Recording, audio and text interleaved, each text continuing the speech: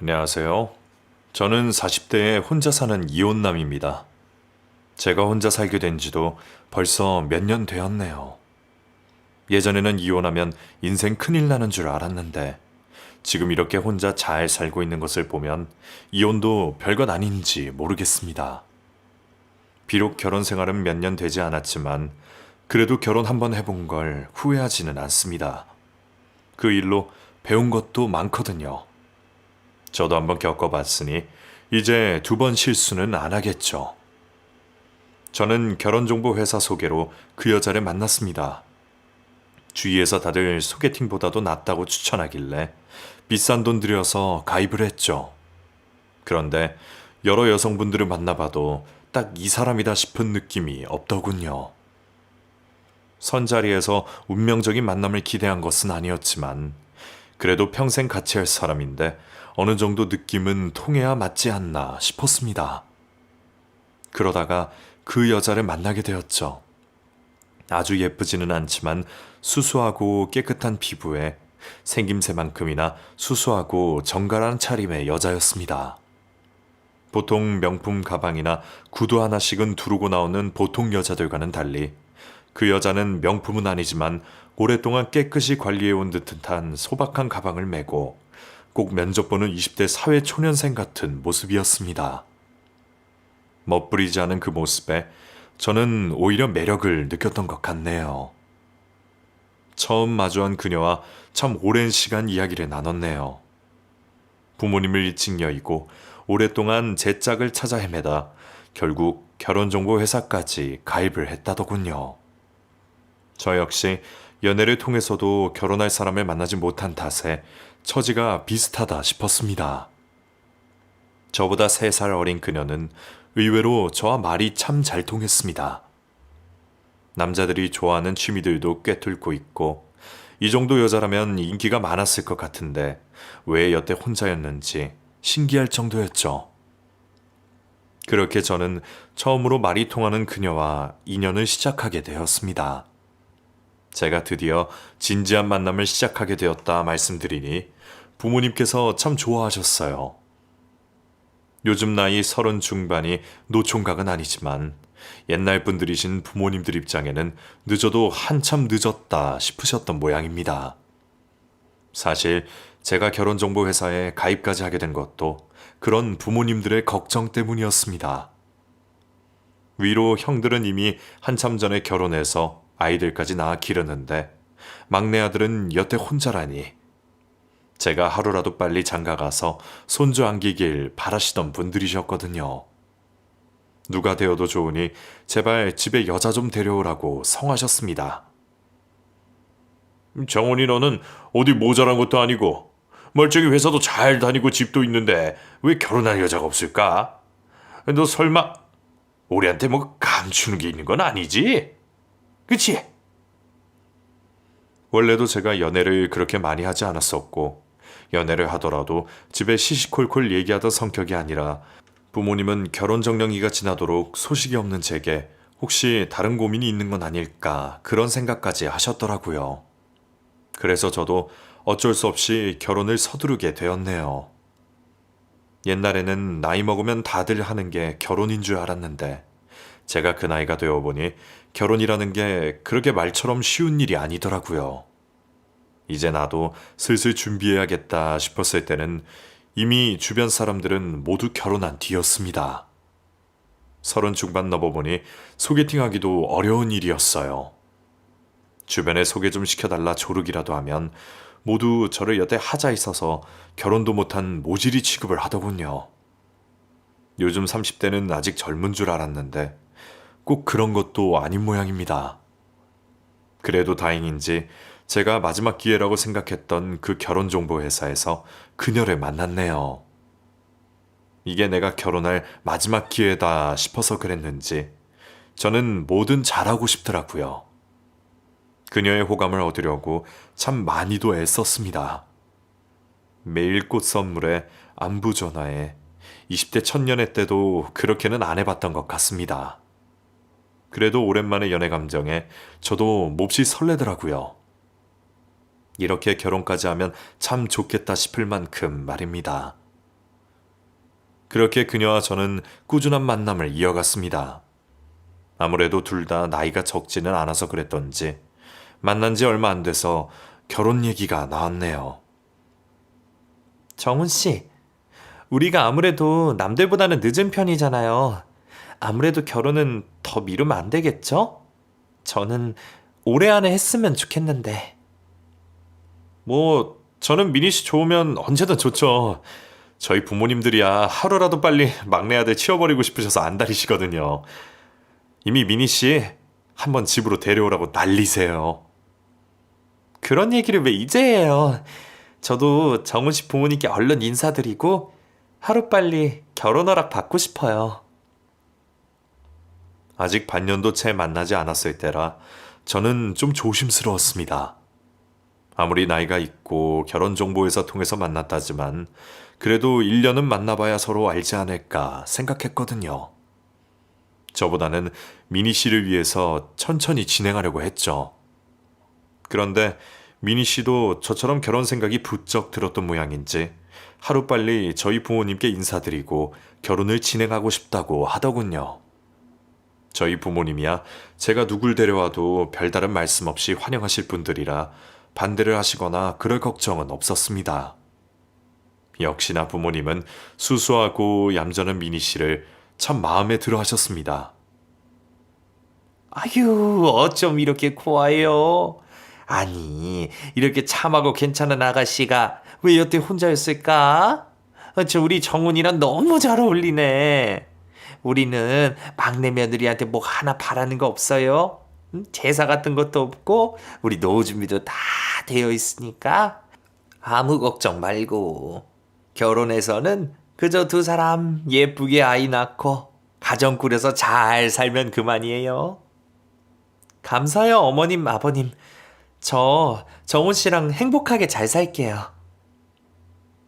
저희 부모님은 저만 결혼하면 자식 농사 끝이라고 뭐든 해주고 싶어 하셨어요. 어차피 제가 살고 있던 집 살 때 돈을 보태주셨으니 집 문제는 걱정할 게 없었고 대신에 늦게 맞은 막내 며느리가 귀하다며 혼수를 대신해 주셨습니다. 양가 사돈도 안 계신데 예물이니 예단이니 무슨 소용이냐고 아무것도 안 받으시겠다 그러시더군요.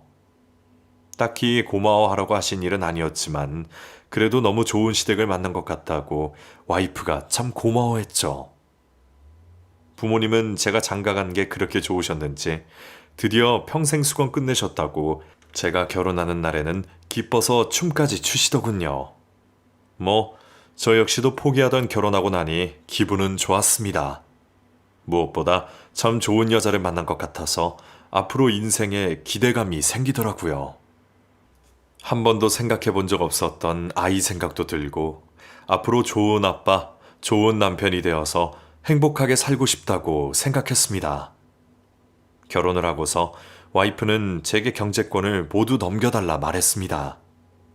은행을 다니던 와이프가 제 돈 관리를 도맡아 해주겠다고 말이에요. 사실 제가 주식 말고는 재테크에는 크게 관심이 없었고 아무래도 은행 다니는 와이프가 직접 관리해준다고 하면 그게 더 좋을 거라고 생각했습니다. 그렇게 저는 결혼 후 와이프에게 경제권을 모두 넘겨주었고 저는 달마다 용돈을 탔었어요. 어차피 제가 별다른 취미도 없고 돈 쓸 일이 별로 없어서 큰 문제는 없었습니다. 주변 유부남들도 가정경제 위해서 다들 그렇게 사니까 저는 오히려 와이프가 돈 관리 맡아서 해준다는 게 결혼한 기분도 들고 좋더라고요. 저는 동료들 따라서 주식이나 조금씩 해봤지 다른 투자는 잘 모르고 돈 벌면 무조건 은행에 저금하는 안전제일주의 성향이었거든요. 그런데 와이프는 은행원이니 예금 적금도 잘 알 거고 투자 관련으로도 얼마나 이득을 볼까 은근히 기대도 했죠. 그런 제 기대가 무너진 것은 결혼 1년 차였습니다. 결혼한 지 벌써 1년이나 되었고 이제 슬슬 임신 생각을 해봐야 되겠다 싶었습니다. 와이프는 임신 준비를 위해 이미 몇 달 전에 먼저 퇴사를 했습니다. 갑자기 퇴사를 하겠다기에 아직 임신한 것도 아닌데 좀 이른 게 아닌가 걱정도 되었지만 워낙 일로 스트레스를 받는다니 저도 마지못해 허락하게 되었죠. 어차피 아이 낳고서는 와이프가 육아에 전념하기로 했으니 몇 달 빠르다고 문제될 게 있을까 했습니다. 제가 당시에 타던 차는 아버지가 타시던 승용차였는데 워낙 연식도 오래되었고 슬슬 잔고장이 생기면서 차를 바꿀까 싶더군요. 안 그래도 아이가 생기면 SUV로 바꿔야지 싶어서 참고 탔었는데 계속 타다가 이러다 문제 생기겠다 싶더라고요. 그래서 와이프에게 돈 얘기를 꺼냈습니다. 결혼하고 1년간은 큰 돈 들어갈 일이 없어서 처음으로 꺼낸 얘기였죠. 여보, 나 차를 바꿀까 싶은데 어차피 아이 태어나기 전에 바꿔야 할 거고 요즘 고장이 자주 나서 말이야. 정비도 자주 하게 되고. 차? 우리 아직 임신도 안 했는데 무슨 벌써 차를 바꿔. 좀 더 기다려보자.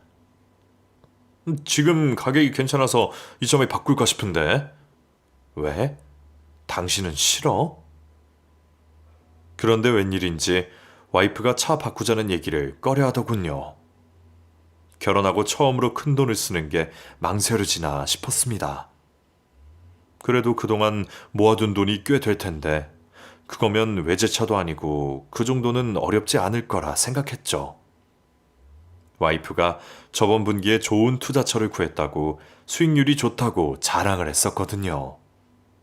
그런데 와이프는 자꾸 아직 아니라며 말을 피하고 돈 얘기 자체를 꺼려 했습니다. 이상하게 돈 얘기만 나오면 계속 말을 돌리길래 한 번은 대놓고 물어봤죠. 여보, 이제 1년이나 됐는데 그동안 돈 관리한 거 어떻게 됐는지 좀 볼 수 있을까? 갑자기 웬 자꾸 돈 얘기야. 당신, 나 못 믿어서 그래? 아니, 나도 궁금해서 그러지. 그동안 당신이 알아서 한다고 나한테 돈만 받아가고 통장은 한 번도 안 보여줬잖아. 그동안 우리 생활비, 용돈 빼면 저축만 해도 돈이 몇 천만 원일 텐데 이제 1년 정도 됐으니까 투자 수익은 어떤지도 궁금하고 그래서 그 정도는 나도 이제 알아야지. 평소 자기가 다 알아서 분산 투자하고 있으니 걱정 말라던 와이프는 제 얘기에 많이 당황스러워했습니다. 그러고서 곧 보여주겠다더니 그 뒤로도 계속 미루고 피하더군요. 그제서야 뭔가 이상하다 싶었죠.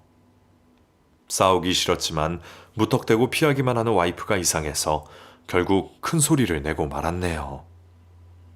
당신 자꾸 왜 그래? 남의 돈도 아니고 우리 돈인데 내가 어떻게 됐는지 물어보지도 못해? 왜 자꾸 말도 못 꺼내게 그러냐고. 자꾸 그러니까 정말 이상한 생각하게 되잖아. 뭐 투자하다가 손실이라도 났어? 투자라는 게 그렇지. 나도 그런 거는 이해할 테니까 일단 통장 좀 보여줘.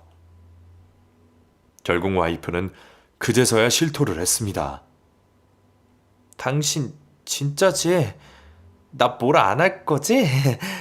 사실 투자한 게 좀 문제가 생겼어. 뭐? 당신 은행에서 하는 거랑 믿을 만하다고 하지 않았어? 나도 그런 줄 알았지. 근데 그렇게 됐어. 아니, 뭐 얼마나 이렇길래 그래? 돌아오는 와이프의 말은 놀라웠습니다. 그동안 제가 가져다 준 돈은 물론이고 자기가 여태 모아두었던 돈까지 거의 다 잃었다고 하더라고요. 아니, 어떻게 다른 사람도 아니고 은행 직원이었던 여자가 그 돈을 다 까먹었는지 저는 믿을 수가 없었습니다. 알고 봤더니 은행에서 연기한 투자처가 아니라 무슨 불법 사모펀드에 들었었답니다. 아름아름 아는 사람들 통해서 들었다가 몇 천만 원 되는 돈을 다 잃었다네요. 더 놀라운 건 잘 다니던 은행을 관두게 된 것도 그 일 관련해서였답니다. 그걸 당신 잘린 거야? 돈도 다 잃고? 근데 그걸 여태 나한테 숨겼어? 적어도 나한테는 말을 했어야지. 그럼 여태 모은 돈이 한 푼도 없다는 거야? 당신 화 안 내기로 했잖아. 당신이 이렇게 화낼까봐 말을 못한 거야. 나도 이렇게 될 줄 몰랐어. 정말 믿을 만한 고급 정보였단 말이야. 누구는 이렇게 될 줄 알고 그랬겠어? 나도 잘 해보려다가 그렇게 된 거 아냐. 설마 이런 일인지도 모르고 화 안 낼 테니 말해보라 했던 제가 바보였습니다. 은행원이라니까 잘 알아보고 했겠다 싶어서 그동안 아무것도 캐묻지 않았던 게 문제였나 봅니다. 저는 뭐 많아봐야 몇 프로 정도 손실일 거라 생각했는데 그 많은 돈이 다 공중분해되었다니 어디다 따져 물어야 할지도 모르겠더군요. 은행원이란 사람이 대체 어디서 무슨 말을 듣고 그 위험한 짓을 벌였는지 저는 도저히 이해할 수가 없었습니다. 게다가 나중에 알고 봤더니 와이프가 저 몰래 뒷주머니 찬 것도 있더라고요. 사치 한번 모르고 수수하게 사는 줄 알았는데 그동안에 생활비에서 돈 빼서 아름마름 사서 숨겨놓은 명품백들이 다용도실에 넘치게 들어있더군요. 나한텐 쥐꼬리만한 용돈 주면서 당신은 여태 이런 거 사고 다녔던 거야? 아니 대체 무슨 생각이야? 당신 샤테크도 몰라? 이런 것도 일종의 투자야, 투자. 중고로 팔아도 제값은 더 받는데 뭐가 문제야? 그런 걸 들키고도 미안한 줄 모르고 되려 화를 내는 와이프가 너무 뻔뻔하다 싶었습니다. 돈 얘기를 나누기 전에는 세상 누구보다 착하고 다정한 여자인 줄 알았는데 돈 얘기를 하게 된 후로는 와이프가 참 달라 보였습니다. 그동안 매일 콘센트 뽑고 다니고 치약이나 생필품들도 바닥까지 박박 긁어서 쓰길래 저는 와이프가 사치 모르고 알뜰살뜰 한 줄 알았습니다. 그런데 결혼 1년 만에 알게 된 진실에 저는 큰 충격을 받았습니다. 이럴 줄 알았으면 월급은 그냥 각자 관리할 걸. 내가 사람을 너무 믿었구나 싶더군요. 그렇게 돈 문제로 결혼하고 처음으로 크게 싸웠습니다. 결국 저희는 돈 문제 때문에 차도 바꾸지 못하게 되었고 아이 계획도 좀 더 미루기로 했습니다. 당장 집안에 저금 하나도 없이 어떻게 아이를 가지겠습니까? 손자 소식을 기다리는 부모님에게는 차마 말하지도 못했습니다. 그래도 돈이야 다시 벌면 되니까 그런다 치지만 이미 한번 무너진 와이프와의 신뢰관계는 어떻게 회복해야 할지 모르겠더군요. 이미 늦었지만 저는 이제라도 바로잡기로 했습니다. 그 뒤로 저는 경제권을 다시 가져오고 와이프에게 생활비와 용돈만 따로 주기로 했습니다. 앞으로 가계부도 일일이 적으라고 했죠. 그동안 생활비로 뒷주머니 찬 걸 보면 생활비도 그냥 맡기질 못하겠더라고요. 그 일로 와이프가 너무하니 어쩌니 말이 많았지만 저는 그 방법밖에 생각할 수 없었습니다. 힘들더라도 당분간은 가계부 쓰고 그렇게 해. 우리 그동안 1년 열심히 모아서 아이 계획하기로 했잖아. 지금 당장 차도 한 대 못 바꾸게 생겼는데 당신도 이 정도는 해야 하는 거 아니야? 나라고 이렇게까지 하고 싶겠어? 아무리 그래도 그렇지. 요즘 누가 가계부를 쓴다고 그래. 가계부 쓰기 어려우면 영수증이라도 다 받아놔. 내가 계산할게. 누가 그게 어려워서 그래? 앞으로는 껌 한 통도 내 마음대로 사지 말라는 거잖아. 당신 혼자 돈 번다고 유세야? 지금 그런 말이 나와? 이게 누구 때문이야? 나도 이미 벌어진 일이고 당신 믿기만 했던 내 잘못도 있다 싶어서 이 정도로 넘어가는 거야. 과거는 과거고 앞으로라도 대비해서 살아야지. 그러니까 1년 동안만 좀 참아봐.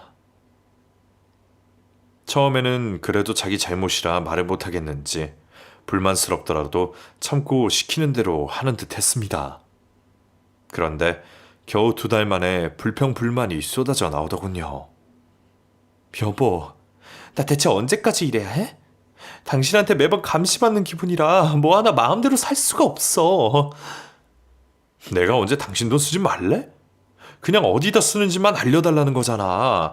당신 용돈으로 사고 싶은 거 사고 그렇게 해.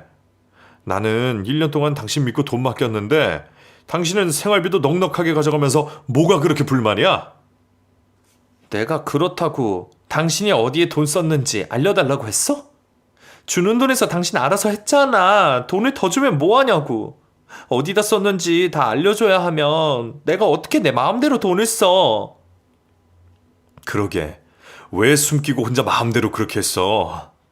나도 당신 다시 믿어보기까지 시간이 좀 필요해. 예전 일은 묻기로 했잖아. 이제 겨우 2달인데. 당신은 나한테 그 정도도 못해줘? 화가 나지만 참고 있는 저는 생각도 안 하는 건지 와이프는 자신의 불만만 토로하더군요. 반년이나 있으면 저도 어느 정도 이해를 했을 텐데 이제 겨우 2달 가지고 그러는 걸 보니 참 황당했죠. 와이프가 제 앞에서 화도 내고 때도 써봤지만 저도 쉽게 풀어지지 않았습니다. 그 탓이었을까요? 와이프는 돈 문제로 자꾸 짜증만 내고 저희 사이는 점점 멀어졌습니다. 이제는 집에 돈이 없는 게 모두 제 탓이라 하네요. 애초에 당신이 능력이 좋았으면 내가 그런 리스크를 감수하면서까지 투자를 했겠어? 당신이 좀 더 벌었으면 우리도 저축만 하고 충분히 살았어. 당신이 무능력하니까 내가 그런 투자까지 했던 거 아니야. 아니, 그런 억지가 어디 있어. 나 혼자 벌어도 새 식구 충분히 살아. 당신은 대체 얼마나 여유 있는 삶을 바래서 이러는 거야? 당신 아이 갖고 싶다며. 아이 낳고는 혼자 벌겠다면서. 그럼 겨우 그거 가지고 새 식구 어떻게 살아? 당신이야말로 세상 물정 너무 모르는 거 아니야? 애 앞으로 돈이 얼마나 들어가는 줄이나 알아? 그리고 당신은 집 있다고 걱정 없나 본데 애가 크면 학군 좋고 더 넓은 집으로 갈 생각을 해야지. 언제까지 이 집으로 살 거야? 그러려면 당신 월급으로 어림도 없지 않아? 그러니까 나 혼자 애 같아서 아등바등 그랬던 거 아니야. 그런데 그게 왜 다 내 탓이야? 우리 다 잘 살자고 한 건데. 그럼 당신 혼자 우리 생활비로 명품 사들인 거는 그것도 우리 위한 거니? 그래? 그럼 나도 여자인데 그 정도도 못해? 제발 밖에 좀 봐봐. 주변 애 엄마들도 다들 명품 몇 개씩은 가지고 다녀. 막말로 당신 나 결혼할 때 백 하나라도 해줬니? 그때는 당신이 필요 없다며. 당신이 그 돈 저축이나 하자고 그 돈도 가져갔잖아. 왜 이제 와서 나만 나쁜 놈을 만들고 내 탓을 해? 그리고 한두 개 가지고 그래? 솔직히 말해봐. 당신 산 것 중에 내가 모르는 거 더 있지? 그치? 결국 돈 얘기는 어김없이 부부싸움이 되었습니다. 저는 나름대로 부부끼리 같이 이 상황을 타개해보려 노력하고 있는데 매번 이렇게 남탓만 하고 싸움만 하려 하니 답답할 따름이었습니다. 저와 계속 싸움을 하던 와이프는 결국 경제 독립을 선언하더군요. 당신이 양보할 생각 없다니까? 그럼 차라리 내가 나가서 벌어서 살게. 내가 벌어서 알아서 쓸 테니까 앞으로는 각자 알아서 살자. 그럼 됐지? 저는 다시 취업을 하겠다는 말인 줄 알았습니다. 그런데 뜬금없이 가게를 하겠다 그러더라고요. 커피는 마실 줄만 알던 사람이 갑자기 카페를 하겠다는 겁니다. 아는 지인 통해서 싸게 넘겨받기로 했어. 권리금도 거의 없고 그냥 기계값만 주고 월세 보증금만 내면 바로 운영할 수 있대. 갑자기 무슨 장사야. 당신 카페 아르바이트도 안 해봤다며. 그리고 그 돈은 어디서 만들게? 가게 보증금이랑 권리금은 있어? 당신한테 달라고 안 할 테니까 걱정하지 마. 나도 당신한테 말이나 해주는 거야. 내가 빚을 지던 대출을 받던 알아서 할 테니까 앞으로 돈 문제는 서로 신경 끄고 살자. 누가 탓하려고 물어본 것도 아닌데 뭐만 하면 물어뜯으려고 나오니 자꾸 싸우자는 식으로 나오는 와이프가 도저히 감당이 안 되더군요. 사실 저는 와이프에게 돈이 조금 있는 걸 알고 있었습니다. 그래도 자기가 숨쉴 구멍은 있어야겠지 싶어서 모르는 척 했던 거지. 저도 아무것도 모르는 바보는 아니었거든요. 자기가 알아서 해보겠다느니 큰돈 드는 것도 아닌데 그냥 그러게 두자 싶었습니다. 그렇게 와이프는 작은 카페를 열게 되었습니다. 저도 와이프가 가게를 한다는 걸 크게 반대할 생각은 없었습니다. 어차피 당분간 아이 계획도 없는데 집에 혼자 있으면 뭐 하나 싶기도 했고, 그래도 아무리 못해도 자기 용돈은 벌겠다 싶었죠. 무엇보다 가장 큰 이유는 그 정도로 풀어주면 이제 와이프 마음도 좀 풀리고 멀어진 부부관계도 회복할 거라 생각했습니다. 사실 돈 문제로 크게 싸운 이유로 부부관계는커녕 평범한 대화를 나눈 지가 언제였는지도 기억나지 않을 정도였습니다. 이제 저도 슬슬 화가 풀려서 이제 다시 부부관계를 회복하고 싶었죠. 그런데 가게를 시작한 와이프는 그 이후로 저와 더 멀어지려 하는 듯 했습니다. 일이 바쁘다는 핑계로 제 얼굴 한번 보려고 하지를 않더라고요. 제가 출근할 때는 자고 있었고, 제가 퇴근해서 집에 오면 자기는 밖에 있었죠. 그러다 보니 부부가 같이 밥을 먹은 게 언제였는지 기억도 안 날 지경이었습니다. 저는 와이프가 아직도 나한테 화가 많이 났나 싶어서 나름대로 노력을 했습니다. 와이프가 집에 오면 조경물도 받아다 주고 대화도 걸어봤죠. 연애 때처럼 꽃도 선물해보고 상여금 나온 걸로 와이프 선물도 사다 줬습니다. 아직 열심히 모아야 할 형편이라 나한테는 인색해도 와이프한테는 뭐라도 해주고 싶었거든요. 그런데도 와이프는 꽃도 선물도 그냥 받아두기만 하고 제게는 여전히 쌀쌀맞았습니다. 나한테 아직 화났냐? 그래도 아니라고만 하고, 아니라고 받아들이기엔 전혀 예전 같지 않았습니다. 권태기가 온 건가 싶을 정도였어요. 게다가 가장 이상했던 것은 와이프가 아는 가게에 한번 찾아가려고 해도 저를 절대로 오지 못하게 하는 겁니다. 당신 오면 나 정말 화낼 거야. 가게는 나만의 공간이니까 그 부분을 존중해줬으면 좋겠어. 어차피 집에서 볼 거 뭐하러 가게까지 찾아오려고 그래? 할 말 있으면 그냥 집에서 해, 알았지? 글쎄요. 아무리 집에서 본다고 그래도 제가 명색이 남편인데 와이프 하는 가게에 한 번도 안 가보는 게 더 이상하지 않나요? 주말이면 어차피 쉬고 있으니 제가 가서 와이프 일도 좀 도와주고 간 김에 청소도 하고 오랜만에 시간도 좀 보내고 싶었는데 와이프는 끝까지 제가 가게로 오는 것을 싫어했습니다. 심지어 위치도 알려주지 않아서 제가 계약서 보고 어딘지 알아냈을 정도였으니까요. 오픈 초기에야 서로 싸우고 감정이 상해서 알려주기 싫었겠다 싶어도 왜 계속 그렇게 꺼려 하는지 이해할 수가 없었습니다. 그렇게 반년쯤 지나고 나니 아무리 생각해도 와이프가 좀 이상하다 싶더군요. 눈치 없다는 소리 듣는 제가 생각하기에도 와이프가 부쩍 숨기는 게 많은 느낌이었습니다.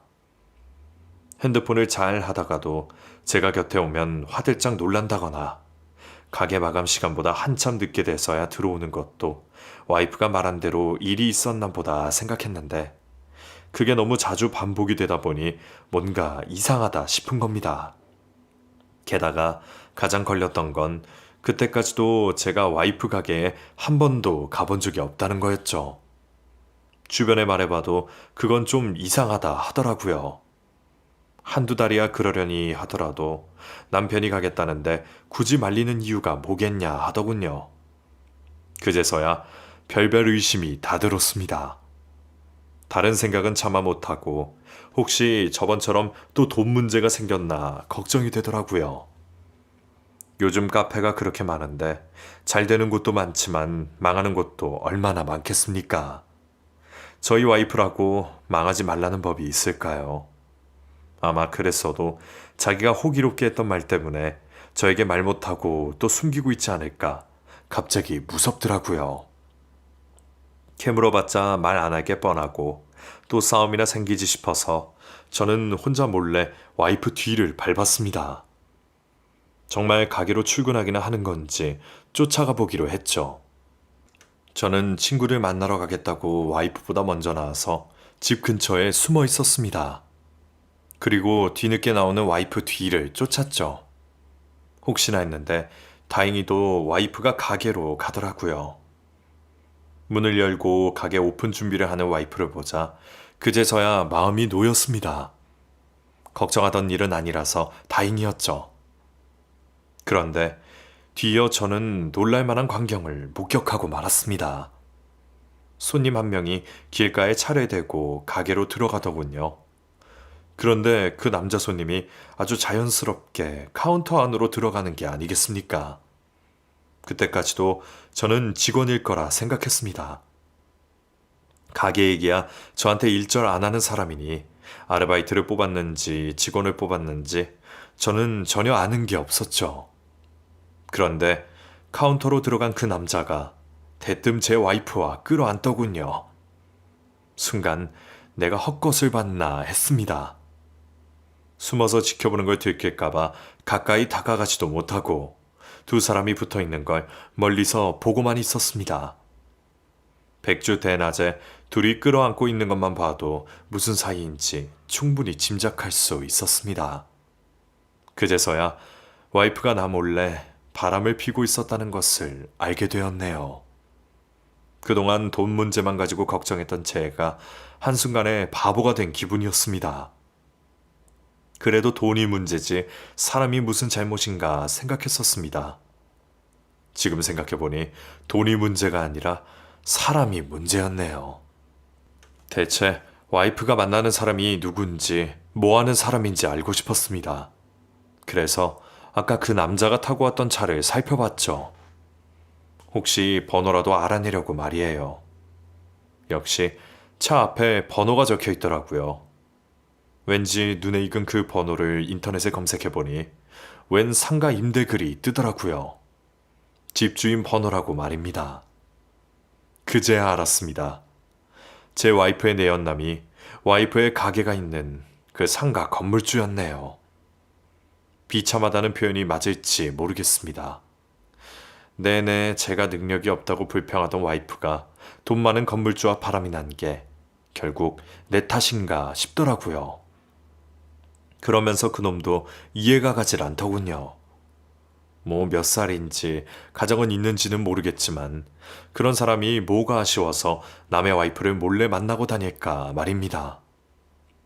불륜이라고 상가 앞에 가서 동네방네 떠들어대면 건물 세입자들한테 창피당할 텐데 말이에요. 와이프가 집에 돌아올 때까지 저는 그 생각만 하고 있었습니다. 사실 증거를 더 잡아서 고소 고발이라도 할까 했는데 건물주 상대로 내가 뭘 어떻게 할 수 있는지, 대체 이 상황에 어떻게 해야 맞는지 뾰족한 방법을 모르겠더라고요.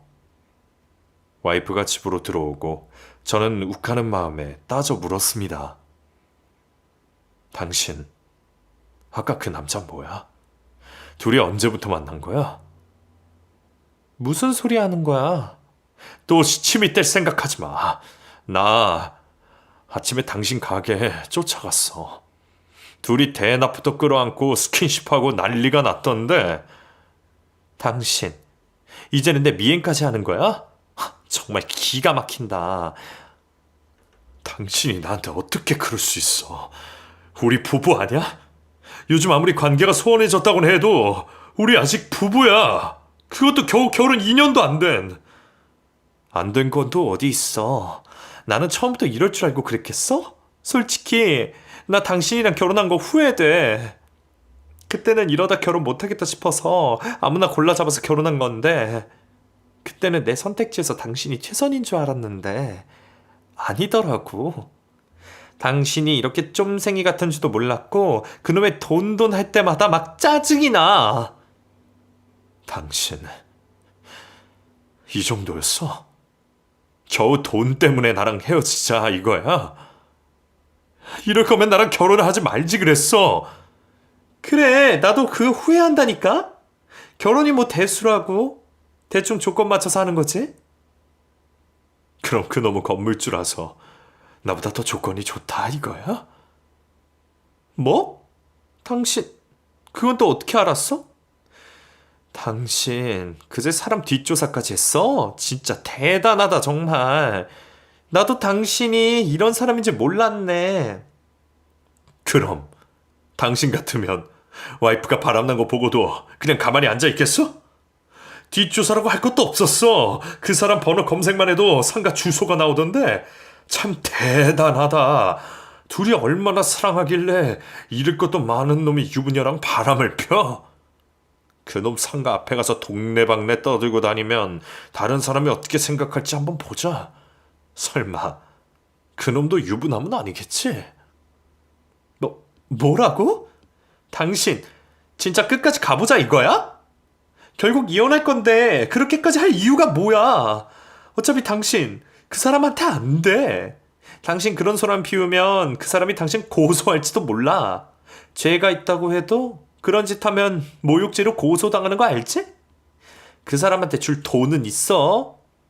차라리 나를 욕해. 그래, 나 당신한테 아무것도 안 바랄게. 아니, 내가 바람핀 거니까 내가 위자료 줄게. 내가 여태 가게에서 모은 돈에 가방값까지 다 하면 얼추 당신 이런 돈보다는 많을 거야. 그 정도면 당신도 손해보는 장사 아니지 않겠어? 그러니까 제발 그냥 조용히 이혼만 해줘.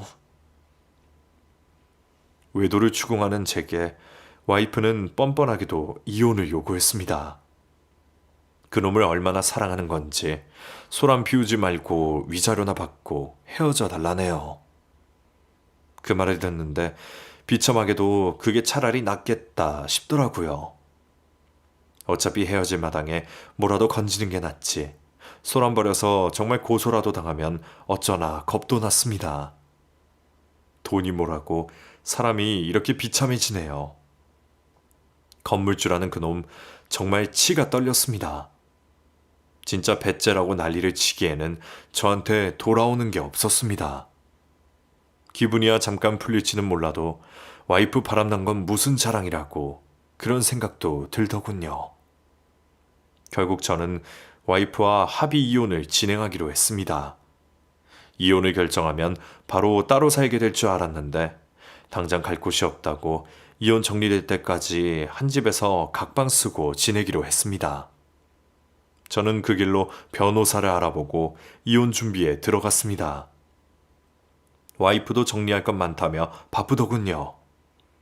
어차피 한 집에 있어도 서로 얼굴 볼 시간도 없으니 한 집을 공유하기는 하지만 그 기간 동안 서로 들어온지도 잘 모르고 지냈습니다. 아마 그 여자나 저나 서로 일부러 피했겠죠. 그러다 하루는 평소 제가 없던 시간에 집에 들어오니 사람은 없고 식탁에 노트북과 서류들이 있더군요. 이혼 관련인가 싶어서 슬쩍 들여다봤더니 무슨 건물 등 기부등본이랑 용도 변경, 명의 이전 관련 서류들이 쌓여 있었습니다. 와이프가 쓰다 간 것 같은 노트북에는 명의 이전 절차들이 검색되어 있더군요. 순간 보면 안 될 걸 봤다는 생각에 얼른 다시 집을 나갔습니다. 대체 뭐 하던 걸까 곰곰이 생각을 해봤는데 이 여자가 또 무슨 수작을 부리는구나 싶었습니다. 사실 저도 처음부터 그 여자한테 완전히 당한 거잖아요. 애초에 사랑하지도 않는 남자와 대충 조건 맞춰서 순진한 척, 검소한 척 속이고 결혼했던 여잔데 2년 못 되는 시간 같이 살면서 그 여자가 얼마나 돈에 환장한 여자인지 누구보다 제가 잘 알았습니다. 그런데 그런 여자가 내 연남은 정말 사랑하는 걸까요? 생각해보니까 그 남자 찾아가지 말라고 저한테 안 줘도 될 돈까지도 얹어주면서 조용히 이혼을 원하는 와이프의 행동도 좀 이상하네요. 거기까지 생각이 미치니까 갑자기 퍼즐이 맞춰지더군요. 내 인생 망치더니 또 누구 인생 망치려고 그러나 갑자기 그 여자가 무서워졌습니다. 그 내연남에게 좋은 감정이 있는 건 아니지만 일단 얘기라도 들어봐야겠다 싶더군요. 마침 상가를 소개한다고 인터넷에 글이 올라왔기에 저는 상가를 알아보는 세입자인 척 저장해놨던 그 번호로 내연남과 약속을 잡았습니다. 아무것도 모르는 그 남자는 웃는 얼굴로 저를 반겼습니다.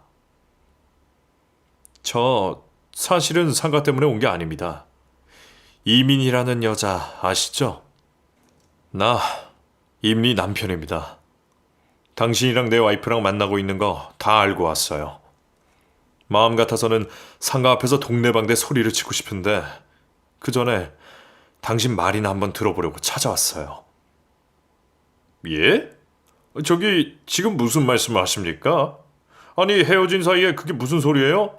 설마 이제 와서 전 부인을 찾아오신 겁니까? 전 부인이라뇨? 제 와이프라고요. 지금도 같이 살고 있는. 당신 때문에 이혼 준비하고 있지만 아직 엄연히 법적으로는 부부라고요. 예? 그게 무슨... 그 남자는 제 말을 전혀 이해를 못하더군요. 어쩐 일인지 그 남자는 제가 전 남편이라고 믿고 있는 듯 했습니다. 아니, 제가 이해가 안 가서 그러는데 두 분이 아직 이혼을 안 하셨다고요? 별거 중도 아니고요. 저는 두 사람 사이를 얼마 전에 알았고 그래서 지금 이혼 준비 중입니다. 지금 한 집에 살고 있고 아직은 엄연히 부부예요. 설마 모르고 만난 겁니까? 아니, 정말입니까? 그쪽을 의심하는 건 아니지만 제가 알고 있던 거랑 너무 달라서요. 처음 보는 내 말을 선뜻 믿지 못하는 그 남자가 답답했던 저는 근처에 있던 구청으로 달려가 등본을 떼었습니다. 설마 내 말을 못 믿을 줄은 몰랐는데 말입니다. 제가 내연남 앞에 서류를 내밀자 그제서야 제 말을 믿더군요. 아니 이게 무슨... 난 참... 저 변명같이 들리실 줄 알지만 저는 정말 몰랐습니다. 애초에 사귀기 전부터 저한테는 싱글이라고 했었어요. 이혼하고서 위자료로 가게를 차렸다고 그랬거든요. 그 남자 얘기를 들어보니 이쪽도 가관이더군요. 그 여자가 젊은 건물주랑 상가 계약할 때 이 남자다 싶었는지 처음부터 자신을 이혼녀라고 소개했답니다. 그것도 남편이 바람나서 이혼하고 위자료로 가게 차리는 거라고요. 그러면서 그동안 남편 없는 여자 행세하면서 그 남자에게 이것저것 도움을 받았던 모양입니다. 처음에는 집주인으로서 찾아가 도와주다가 그 여자 꾀임에 넘어간 모양이죠. 어쩐지 나한테 가게 한번 못 오게 하더니 이런 꿍꿍이었는 줄은 몰랐네요. 한 여자한테 두 남자가 당한 꼴이 참 어이도 없고 웃기기도 했습니다. 왠지 마주 앉은 그 남자랑 묘한 동질감 같은 것도 느껴졌네요. 그 남자 얘기를 다 듣고 저도 제가 알고 있는 얘기를 들려주기로 했습니다. 그 여자 얼마나 사랑하는지 모르겠지만 조심하세요. 저도 단단히 당했어요. 결혼 전에는 사치 모르고 수수한 척하고 결혼 초에 자기 은행 다닌다고 경제권 다 가져가더니 그동안 생활비로는 명품 사고 제 월급은 이상한 사모펀드에 넣었다가 다 말아먹었습니다. 그리고 지금은 그쪽 재산을 노리고 있는 것 같네요. 여기 건물 등기부 등본 떼보고 명의 이전 절차 알아보고 있더군요. 오늘도 그 얘기해 주려고 만나자고 한 거예요. 그 남자는 와이프가 유부녀인 것에 놀라더니 명의 이전을 알아보고 있다는 얘기에 기함을 하더군요. 역시 와이프가 이 남자 앞에서도 알뜰살뜰 한 척 했던 모양입니다. 자기는 돈에 아무 관심 없고 그저 이혼하고 열심히 가게 꾸려나가는 소박하고 착한 여자 행세를 했던 모양이에요. 이미 결혼까지 얘기하는 사이였다고 합니다. 결국 우리 두 남자는 그 여자의 실체를 모두 알아버렸습니다. 모든 걸 알게 되고 그 남자는 제게 감사하다며 큰절을 했습니다. 정말 감사드립니다. 하마터면 저도 두 번 이혼할 뻔했네요. 본의 아니게 큰 잘못을 저질렀는데 제가 뭐 해드릴 건 없을까요? 어쨌든 저한테는 참 귀인이시네요. 뭐 바라고 하는 것도 아니고 저도 도의적 책임에서 말한 겁니다. 정 그러시면 제가 이혼할 때까지 모르는 척 좀 해주세요. 제가 조용히 이혼해주는 대신에 위자료 받기로 했거든요. 그럼요. 당연히 도와드려야죠. 저도 그 여자한테 안 받은 월세 다 돌려받고 줬던 거 다 다시 받아낼 겁니다. 저는 약혼 선물이라고 다이아 반지까지 해줬는데. 결국 저는 와이프에게 받기로 했던 위자료를 잘 받아냈고 무사히 이혼을 마쳤습니다. 합의 이혼으로 하니 2달도 안 걸려서 정리가 되었네요. 이제 제 가족관계에 와이프 이름이 없습니다. 이혼 확정되고 신나서 웃으면서 그 남자한테 달려가던데 이혼하고 왔다고 하면 그 남자가 이제 뭐라고 할지 그 여자 표정이 어떨지 궁금해 죽을 지경이네요. 건물주한테 시집갈 줄 알고 모은 돈 다 나한테 주고 갔는데 앞으로 어떻게 살려나 걱정스럽습니다. 돈밖에 모르고 사람 가지고 놀던 그 여자는 결국 욕심부리다가 양쪽에 다 팽당하게 되었네요. 참 웃지 못할 일입니다. 결혼만 하면 배우자와 행복한 인생을 살 거라 생각했는데 이혼으로 참 귀한 경험을 했습니다. 이제 누구를 믿을 수 있을까 모르겠어요. 그래도 지금은 혼자 지내는 삶이 나쁘지 않습니다. 앞으로 또 누구를 만날 수 있을지 모르겠지만 그땐 정말 신중하게 결정하기를 바랍니다.